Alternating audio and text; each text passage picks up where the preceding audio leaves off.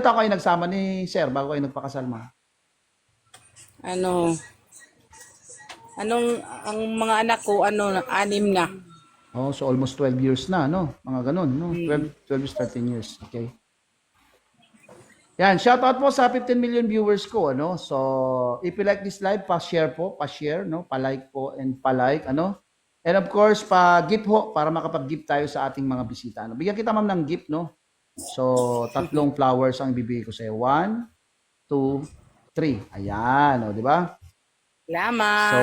welcome, ma'am, welcome. Yan. Sa mga gifter ko dyan, ha, wag po kayong mag-alala at wag po kayong mahiyang mamigay. Ano? Yan, okay? Thank you for liking my live.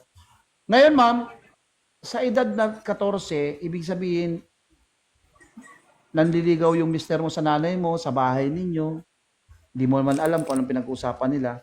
Paano po Oo. nangyari yung first experience nyo po na may nangyari sa inyo ni Sir?